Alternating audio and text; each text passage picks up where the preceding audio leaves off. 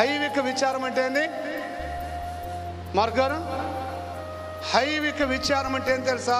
నీ చూడండి, ఆత్మ సంబంధము కాని వాటి గురించి ఆలోచన చేయటం. ఒక కలులే చెప్తారా? విన్నారండి? నీ ఆత్మకు సంబంధం లేని వాటి గురించి నువ్వు పదే పదే పదే పదే నువ్వు ఫోకస్ పెట్టటం, అదే హైవిక విచారం వలన. హల్లెలూయా. ఆత్మ సంబంధము కాని వాటి కొరకు నువ్వు నువ్వు రేయి పగులు విచారపడుతుంటావు. నేను అది చేయాలి, నేను ఇది చేయాలి, నేను అది చేయాలి, ఇది చేయాలి. అసలు నీ సంగతి ఏంది చూసుకో. నువ్వు ఎలా ఉన్నావు?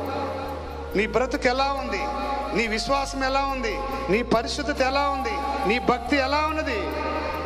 హల్లెలూయా. దేవునితో సంబంధం కలిగి ఉన్నావా? లేకపోతే దేవుని సంబంధం తెంపేసుకొని ఉన్నావా? సౌలు దేవునితో సంబంధం తెంపేసుకొని ఎలా అయిపోయాడు తెలుసా?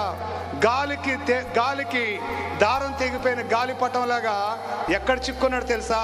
ఒక పెద్ద ముళ్ళ కంచెకి చిక్కుకున్న గాలిపటం తీస్తే వచ్చిద్దా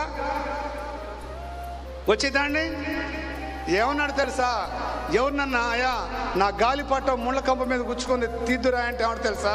అరే నాయనా, అసలు పూర్తిగా ముళ్ళ తుప్పులోని ఇరుక్కొని పోయింది. నేను ఎక్కడో ఉన్నోని పిలిచావు, నన్ను గాలిపటాన్ని తీద్దురా అని. నన్ను పిలవటం వల్ల నీకేం ప్రయోజనం? అది చేతికి రాదన్నాడు.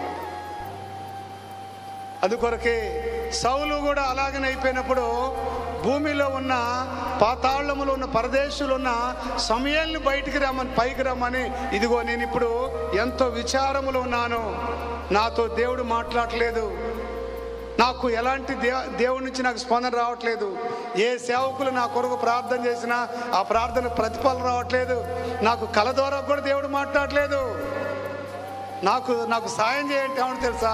నువ్వు దేవునికి దూరం అయ్యి నువ్వు దేవుణ్ణే పగవాడిగా చేసుకున్నావు, నన్ను అడగటం వలన నీకేమీ లాభం అన్నాడు అన్నమాట. అందుకొరకు ప్రియమైన దేవుని బిడ్డలారా, హైవిక విచారం ఆత్మ సంబంధం కానిది. నీ హృదయ వాంఛలను తీర్చువాడ నేనన్నాడు దేవుడు. నువ్వు దేని కొరకు నువ్వు ఆశపడాలా? హల్లెలూయా. కీర్తనకారుడు ఏమంటాడో తెలుసా?